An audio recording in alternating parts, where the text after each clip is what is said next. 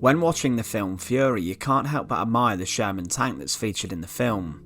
It's a beautiful vehicle, however you start to question a few things on it. I've seen the vehicle at the Tank Museum myself, and it's left in its film state. On the side, however, are a number of logs that are tied to the side of the vehicle. If you review lots of Second World War footage, you'll come across footage of tanks with logs strapped to the side of the vehicle. But why is this the case? Surely if it's to do with armour, then the designers could have just welded or cast a few thicker plates to the vehicle. In this video, we'll look at this idea. To support our channel, please make sure to subscribe. Now, it isn't just Sherman or American vehicles that during the Second World War had logs strapped to the sides. Soviet vehicles would also use this, as would other militaries. There are a couple of reasons, however, why this happened. Some Soviet tanks would have logs attached to the sides as soon as they left the factory. One reason for this is due to the terrain that the Soviet tanks would be fighting in. The purpose of the logs was used in a sense to help the tank climb out of the mud when the tracks didn't have enough traction. A member of the tank crew simply had to unhook the logs from the tank, drop the log, and then slowly drive forward with the log working as an anchor in the mud. You could use multiple logs to improve the traction and then keep repeating this process until you were back on solid ground. There was a limit on the Soviet tanks as to what the log must conform to. Obviously, if you were in the midst of a forest and you were stuck, anything would have to be done, but when the tanks left the factory, they must have logs between 190 to 220mm thick and be around 3 meters long. The logs were not allowed to stretch out past the sides of the tank, and clips to hold the logs in place were found towards the back of the tank. Older Soviet tanks would need to tie the logs on with a tow cable. During the Rasputitsa season, the conditions across Russia became extremely difficult. On paved roads or across the country terrain, it became very boggy and tough due to rain and melting snow. During wartime, it was known that the Rasputitsa seasons were a great defensive advantage for the Russians. They nicknamed this General Mud or Martial Mud.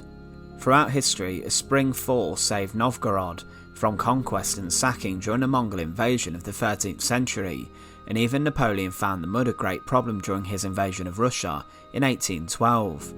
The term Rasputitsa is applied to conditions in not just Russia, but also in Belarus and Ukraine. The boggy conditions are caused by poor drainage of the clay-laden soil found in the regions. When you combine this with the fact that during the early 20th century, the Soviet Union had 40% of rural villages not served by paved roads, then you had a big transport issue that regularly hit each year. Fast forward to the Second World War and on the Eastern Front, the months-long muddy period heavily slowed down the German advance during the battle for Moscow, and may have even been a factor that helped save the Soviet city from German occupation. With the use of tanks in warfare, these had a major disadvantage that they could operate fine in the summer and winter months on the Eastern Front, but during the spring and autumn with the conditions, they were pretty useless.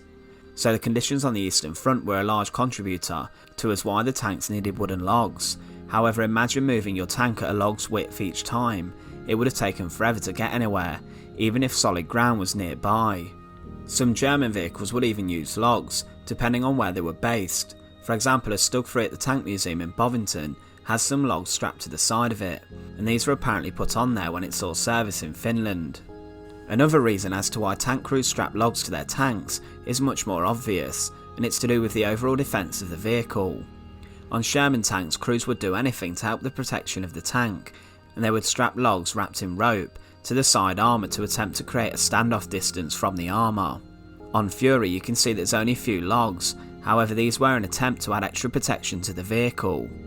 The logs wouldn't help much against a high caliber anti-tank gun firing armour piercing rounds, but it may have created enough standoff distance to keep a heat shell or high explosive anti-tank shell out of penetrating the tank, or it might help to absorb the blow from a weapon such as a Panzerfaust or Panzerschreck. High explosive anti-tank rounds consisted of a point-nose shell containing a shaped charge behind an inverted copper cone. On contact with the tank, the charge would detonate and the copper cone would turn into a plasma jet stream that would shoot through the nose of the missile and burn through the armour. Having logs on the side of the tank would hopefully for the tank crews make the jet stream disperse enough so it wouldn't penetrate the armour. In reality, this didn't offer much protection, but did help to reassure the crews. Crews would also use extra track parts on the sides of their vehicles to help to add some extra protection, but the steel tracks were actually softer, which hindered more so than helping. So in theory, there were only two reasons why logs were strapped to the sides of tanks. Firstly was the element of defence, and an aim to add protection to the tank by putting anything to help deflect shots or add a few extra inches of protection to the crews inside. Secondly was the more practical element, in which it would be used to help get a troubled tank crew out of a thick bog in certain terrains during conflicts. The logs would have been used to help the stranded tank get traction and out of the thick mud and into the safe and more firm terrain. Once again, thanks for watching.